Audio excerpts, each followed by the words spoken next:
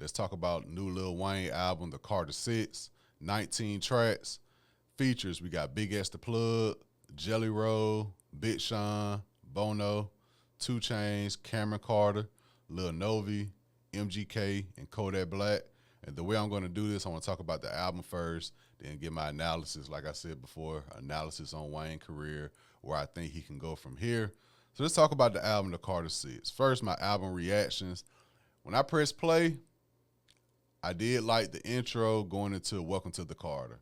And I say that because I listened to this album a little bit later than most people did. So it's becoming like a trend to me, I think. 'Cause when the Carter 5 dropped, I saw the same response. And when this album, I saw the same response. In terms of as soon as I wake up, get myself together to go to work, I'm seeing reviews already. It ain't even 6 o'clock in the morning yet. I'm seeing reviews. They throwing this in the trash. Wayne not the same Wayne no more. And I said, damn, I saw the same thing with Carter 5. Now I'm seeing the same thing with Carter 6. Have Wayne fans still not tuned all the way in? Like, yeah, y'all, this is not Carter 2 going into Carter 3, mixtape run, feature run, Lil Wayne. This is not No Ceilings, Carter 4, Lil Wayne. Wayne has been out of touch for a minute, right? But I can combat that with, at the same time, if you're in the know and if you're in tune, when Wayne get with certain artists, when Wayne get with the Two Chainz, we see glimpses of that old Lil Wayne. When Wayne get with those Griselda guys, we see glimpses of the old Lil Wayne.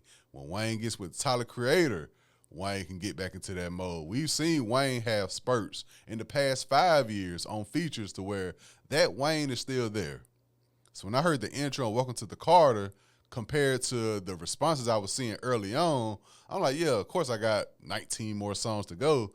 But my instant thought in my head was, maybe this the album Wayne should have let Two Chainz executive produce. Just let Two Chainz be in the studio with you throughout this whole process. Everybody know Wayne is the type, he could just go to the studio, you put on any beat, Wayne's gonna rap over it.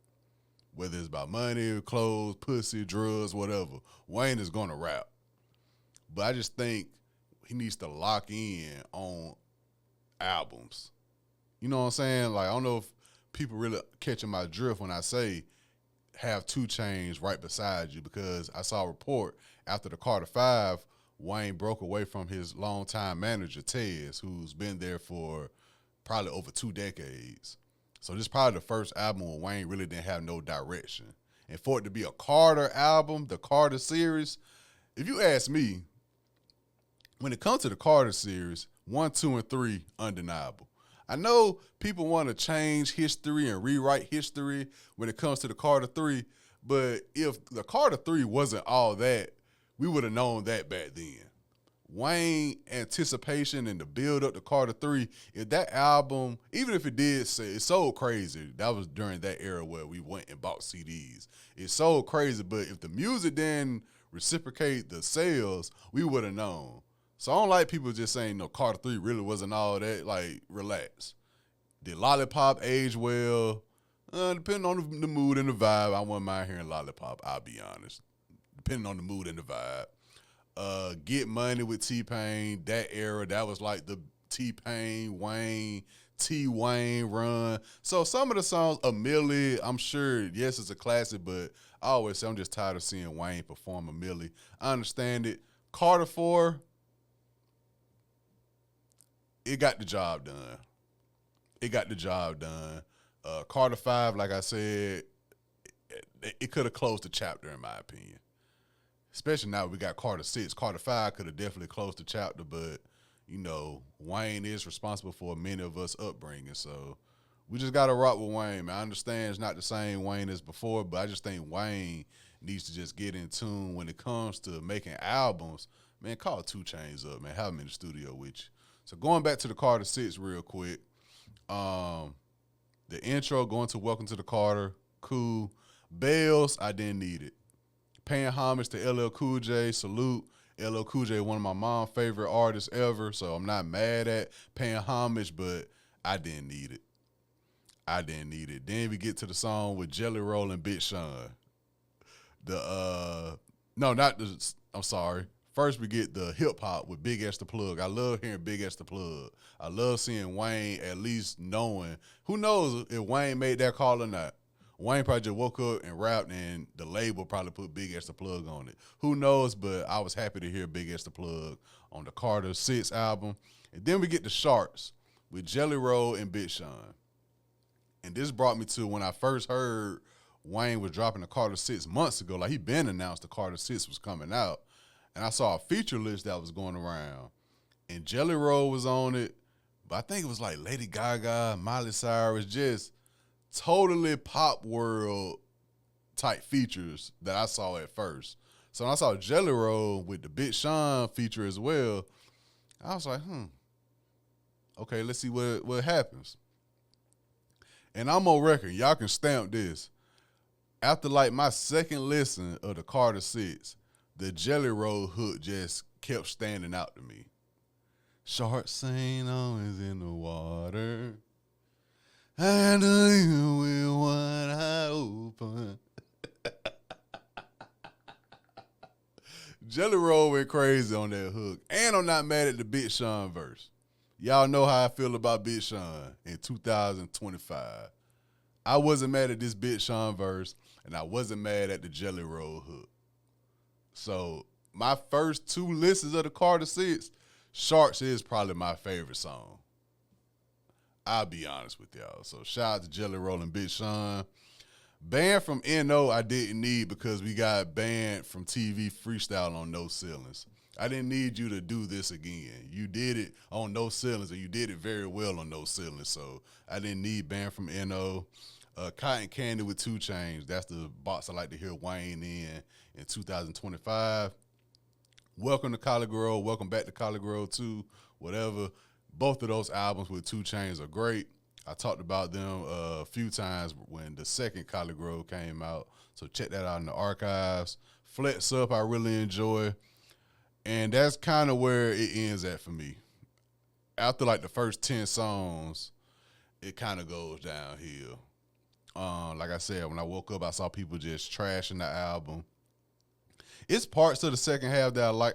I like if I play guitar. I did like that. It's kind of like how the Love was kind of, but just a little bit different. So I did like if I played guitar. Peanuts to an Elephant is the one I saw everybody just posting, saying it sounded like a Crash Bandicoot type beat. That's why I'm like, okay, Wayne need direction.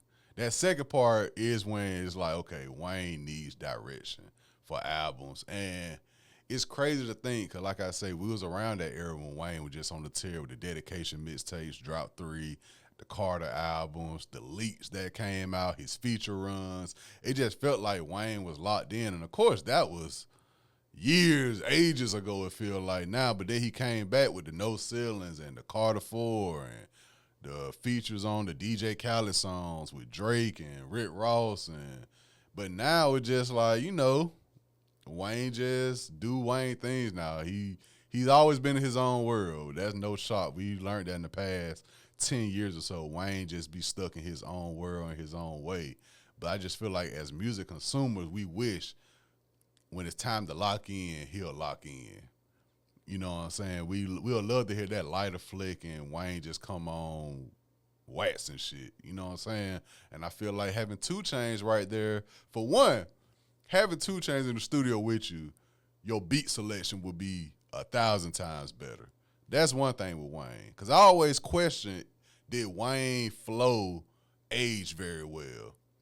Like, when we hear older acts, we want them to sound like more mature and, you know what I'm saying, give us some type of content that we can think about, take home with us, recite when we in the circle with our friends.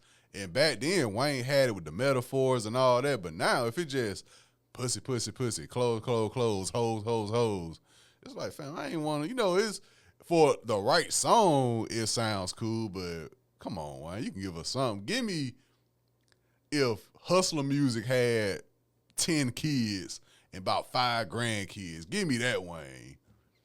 Give me the Hustler Music. Give me some of that real shit. You know what I'm saying? But now in Wayne's life, that's why I'm real curious. If somebody were to shadow Lil Wayne, and just document his day-to-day activities. What can they get from that can translate in the studio? You know what I'm saying? You know how different artists talk about, yeah, I got this set up, I got this set up, I go on the road, I experience new things. What does Wayne do in his life that can he can go in the studio and be like, oh, I did this today. Let me rap about it. And make it sound good. I don't know. It's a lot of questions I got for Wayne, man. There's a lot of questions I got. And the fact that we just had this Hot Boys reunion, not to say I need a Hot Boys album or nothing, but I'm surprised. I'm surprised, but I'm not surprised that, like, it would be a good time on the Carter 6 to have a Juvenile verse, BG verse, Turk. Manny, it's a Manny Fresh feature on here, but have some more Manny Fresh production. You know what I'm saying? I figured he would want to lock back in. Then after him crying about the Super Bowl and all that, I'm like, bro, you just go back to what made people love you. You know what I'm saying? But as Wayne fans, we've been asking that shit for a long ass time. I don't think it's gonna happen. You know what I'm saying? Like, at some point, y'all, we gotta just stop asking artists. I mean, Wiz, it took Wiz 15 years to, lock back in and do some Cushion OJ type vibes, but with Wayne don't even remember half of that shit that we love. You ask Lil Wayne now, bruh, something you forgot. That was my shit growing up. And he'll be like, yeah, word.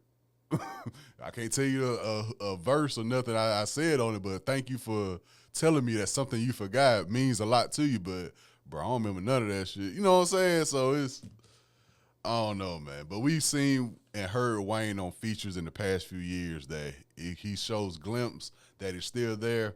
I think he just needs somebody like 2 Chainz. Shit, Westside Gunn be in the studio and help orchestrate things. But Carter 6, shout out to my coworker Eldred. He said this sound more like I'm not a human being or something like that. Rebirth Wayne. Like, when you think of Carter series, you don't think of Carter 6. And I do think Carter 6 is definitely a blemish on that Carter series. You know what I'm saying? You kind of want that to be flawless. Looking back at it now, you probably could have ended at 4. I say 5, but really 4. You could have just closed the book. But, you know what I mean? It is what it is. Let me know what y'all think about the Carter 6. Been a lot of talk about it, but overall, yeah, I wasn't feeling it. I wasn't feeling it, man. Like I say, the Jelly Roll, Big Sean, that's why I came away saying that's the one. Who knows how many times I'm going to go back and listen to it, but yeah, man. 2 Chainz, get Wayne right, man. Get Wayne right.